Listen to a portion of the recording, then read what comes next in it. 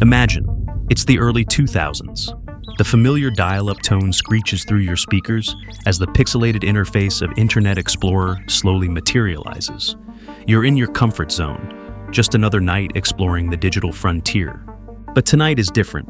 On an obscure message board, amid discussions of conspiracy theories and fringe science, you encounter something extraordinary. A desperate message from beyond our time. A man claiming to be from the year 2036 has arrived with urgent warnings about our collective future. He calls himself John Titor, a time traveler on a mission to save humanity. In the vast digital wilderness where anonymity reigns supreme, where truth and fiction dance in perpetual twilight, you face a choice.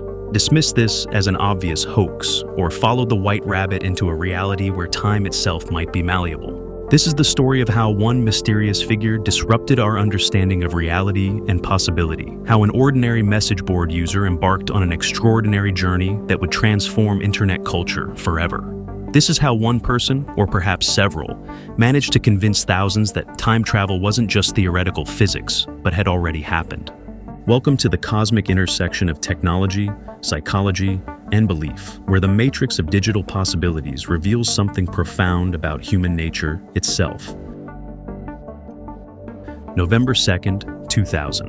While Americans prepared for what would become the most contested presidential election in modern history, a cosmic disruption was occurring in an unlikely place, the digital realm. On the Time Travel Institute forum, a user called Time Travel Zero appeared with a message that would ripple through the internet's collective consciousness.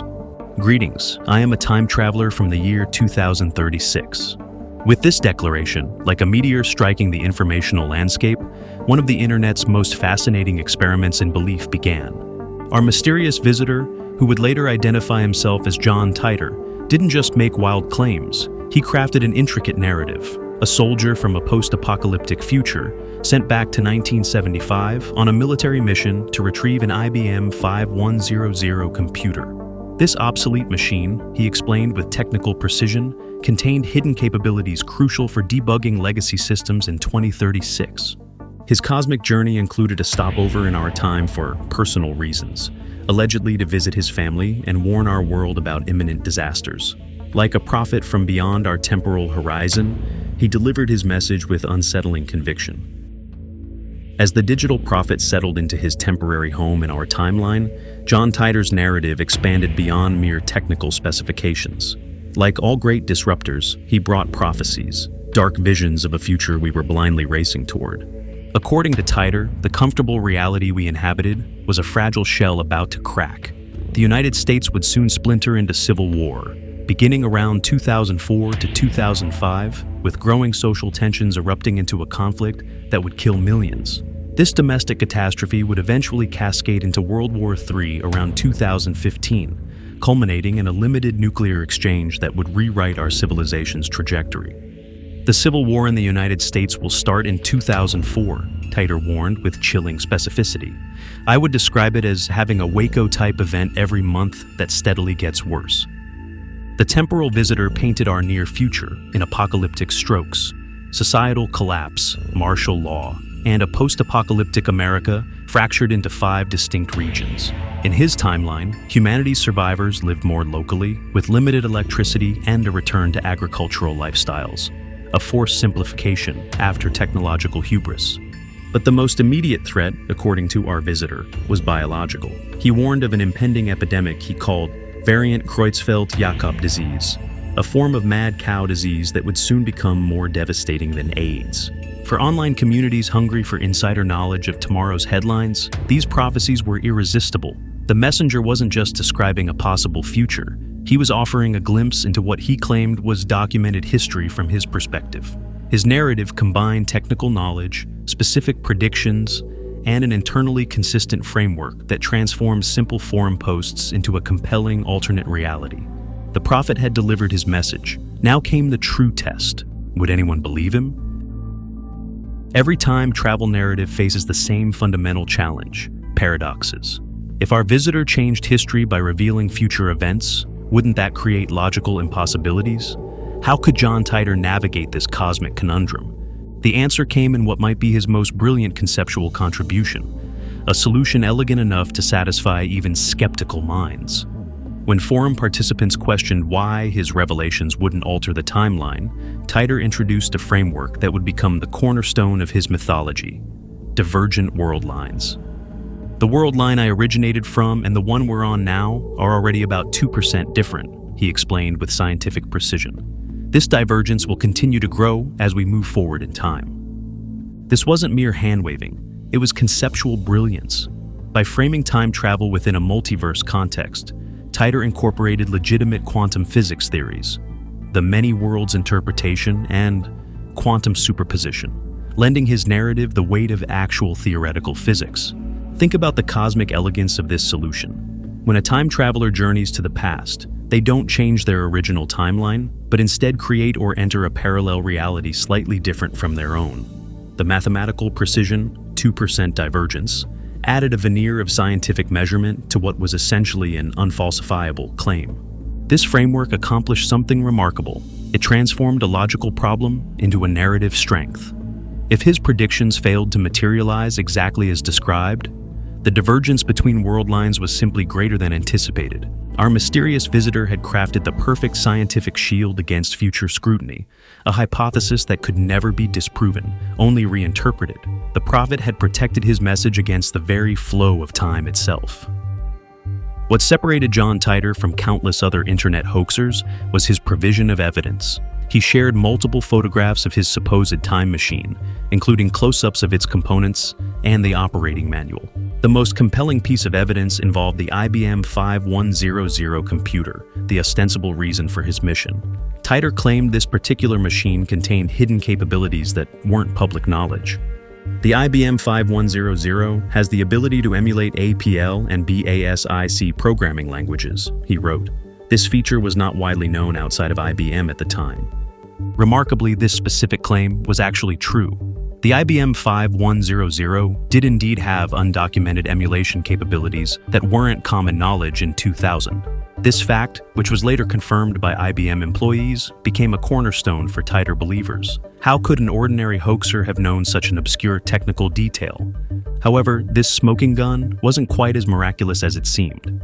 Information about the IBM 5100's hidden features had been published in technical journals and computer hobbyist magazines years before Titor appeared. An informed technology enthusiast could have known this detail without requiring time travel.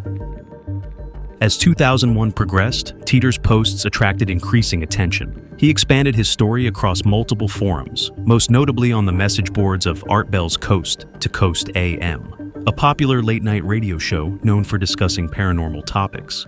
His predictions about civil unrest resonated powerfully with many Americans in the uncertain months following the contested 2000 election and the September 11th attacks. His technical explanations fascinated physics enthusiasts, while his descriptions of a post-apocalyptic future appealed to the growing prepper movement.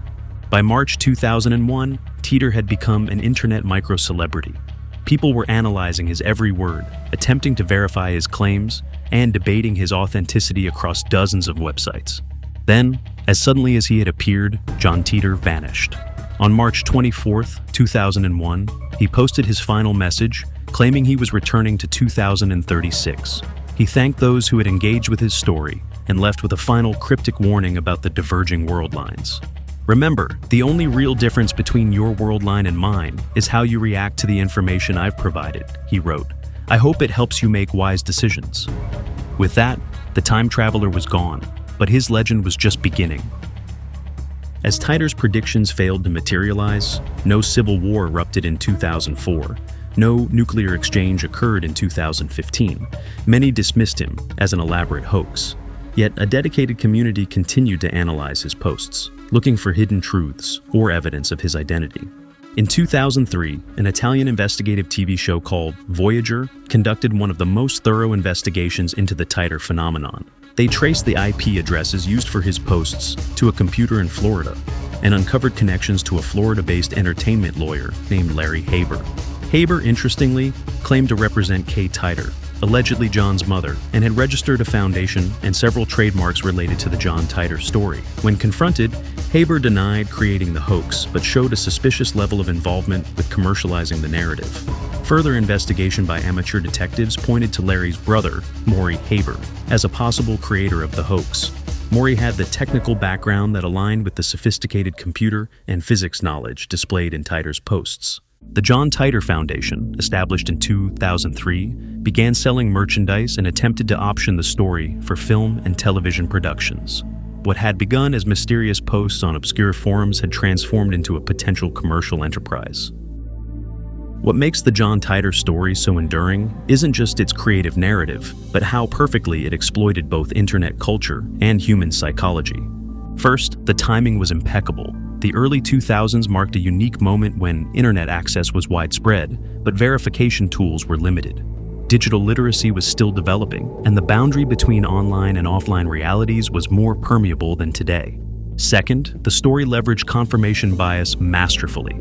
Titor's predictions were specific enough to seem falsifiable, yet vague enough to be retrofitted to events. When he predicted civil unrest and a constitutional crisis, believers could point to any political conflict as evidence. When he warned of problems with the current president, such a broad statement could apply to virtually any administration. Third, the narrative tapped into millennial anxieties about technology, governmental authority, and global stability. The Y2K scare had just passed, 9/11 would soon occur, and conspiracy theories about government overreach were gaining mainstream traction. Titor's dystopian future felt uncomfortably plausible to many. Perhaps most ingeniously, the hoax incorporated a built-in defense mechanism through the Divergent world lines concept. This unfalsifiable element meant that no failed prediction could definitively disprove the story, the perfect self-sustaining myth for the digital age. 25 years after his first appearance, John Titor remains one of the internet's most discussed time travelers. Despite his predictions failing to materialize, his story continues to inspire books, documentaries, and even a popular Japanese anime series called Steins Gate. The Titor phenomenon marked an important transition in how we consume and process information online. It was one of the first major internet legends to cross over into mainstream awareness, pioneering a path later followed by creepypastas, ARGs, alternate reality games, and viral marketing campaigns. Today, the story serves as a fascinating case study in digital folklore and misinformation. It demonstrates how a well-crafted narrative, combining technical jargon, unfalsifiable claims, and emotional resonance, can create a legend that persists despite rational debunking. John Titor's success inspired numerous imitators, creating an entire subgenre of internet time travelers. While none achieved Titor's level of cultural impact, several managed to capture temporary attention. In 2003, the story of Andrew Carlssen briefly made headlines. According to reports, Carlssen was arrested by the SEC after turning $800 into $350 million through suspiciously accurate stock trades.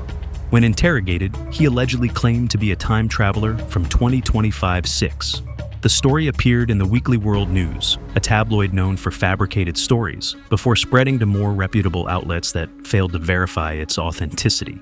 More recently, YouTube has become home to dozens of alleged time travelers, including Noah, who claimed to be from 2030, and Apex TV, a channel that has featured multiple supposed time travelers with blurred faces making dramatic predictions. These modern time travel claims follow a pattern similar to Titor's, but adapted for contemporary media. Shocking predictions, conveniently unfalsifiable timelines, and just enough technical language to sound plausible to non-experts. What makes time travel hoaxes so compelling is that they exist in the tantalizing gap between established science and theoretical possibility. Einstein's special and general relativity do suggest that time is relative and can be manipulated under extreme conditions. Phenomena like time dilation, where time passes differently depending on velocity or gravitational field strength, are well-established scientific facts.